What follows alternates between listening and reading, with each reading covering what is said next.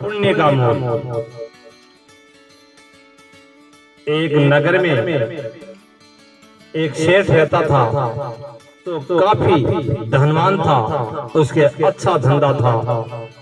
वो रोज अपने व्यापार पे जाता और कमा के लाता, उससे कहीं ज्यादा वो पुण्य में खर्च कर देता।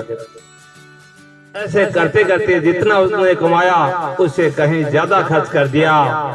धीरे धीरे सेठ के पास पैसे नहीं बचे। फिर उसका धीरे धीरे जो उसका धंधा था, व्यापार था, कमजोर होता चला गया। उसने कहा अपने घरवाली से, सेठानी अब ये धंधा मेरा चल नहीं रहा है, मेरे पास पैसे नहीं। उसने कहा आपने तो खूब पुण्य कमाया है, आपका ये धंधा क्यों नहीं चलेगा, आप कोशिश करो। उसने कहा कोशिश करूं, इसके लिए मुझे पैसा चाहिए। पैसे लेने के लिए किसी से उधार गया, सबने मना कर दिया कि इस वक्त हमारे पास पैसा नहीं है। उसने सोचा कि अब कोई पैसा नहीं देगा, तो उसने कहा आपने काफी पैसा पुण्य कमाया है, आप अपना थोड़ा सा पुण्य बेच दो। सेठ के विचार आया कि पुण्य भी कोई बेचने की चीज होती है कि बड़ी मुश्किल से मैंने पुण्य कमाया है, और सेठानी मेरे को पुण्य बेचने के लिए बोलती है। खैर उसने अपनी धर्म पत्नी का कहना माना और दूसरे नगर में चला गया। जहां पर पहुंचा, जहां पर चौपाल लगी थी, वहां चौपाल पे खड़ा होकर उसने कहा कि मैं पुण्य बेचना चाहता हूं, कोई आए और मेरे पुण्य को खरीदे। वहां पर एक सेठ का मुनीम जी खड़ा था। उसने कहा चलो मेरे साथ।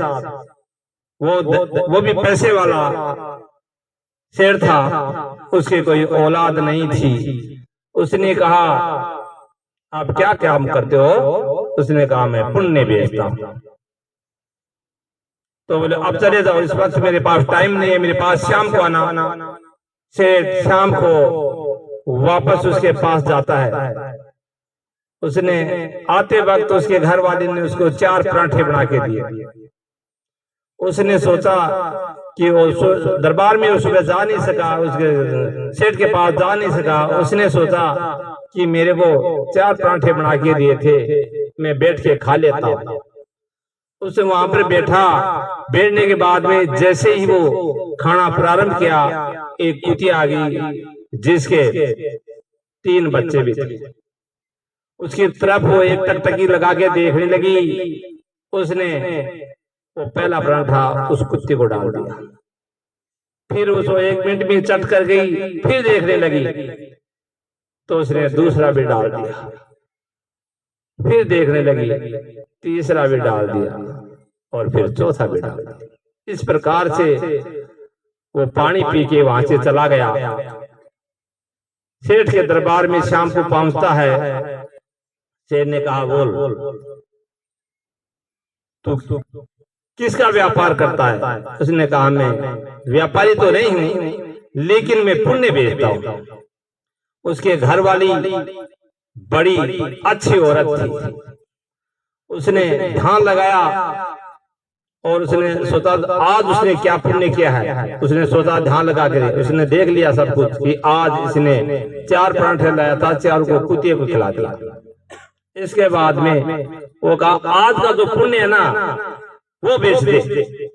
उसके घरवाली ने कहा शेर जी आज इसने जो पुण्य किया ना, पुण्य कमाया, वो अपने को खरीद लो। लो ठीक है। उसने कहा ये 4 पराठे बनाओ और उनको लाओ। तराजू में 4 पराठे ला करके सेठानी ने दिए। उनके बराबर उसने हीरे मोती रखे, लेकिन पलड़ा जो 4 रोटियों को था वो वहीं का वहां स्ट्रांग रहा, ऊपर नहीं आया। फिर उसने और हीरे मोती डाले। ऐसे कैसे करते करते उसने कोई 4 किलो डाल दिए, लेकिन वो पलड़ा उठा ही नहीं, वहीं रहा। तो उसने कहा नहीं नहीं, मुझे मेरा पुण्य नहीं बेचना, मैं वापस जाता हूं। बोले नहीं बेचना, नहीं बेचना। वो वापस चला गया। जाने के बाद में जहां उस कुतिया को रोटी खिलाई थी, वहां से कंकड़ पत्थर चुने और एक थैली के अंदर डाल के घर आ गया। घर वाले ने कहा पुण्य भेज दिया? बोले भेज दिया।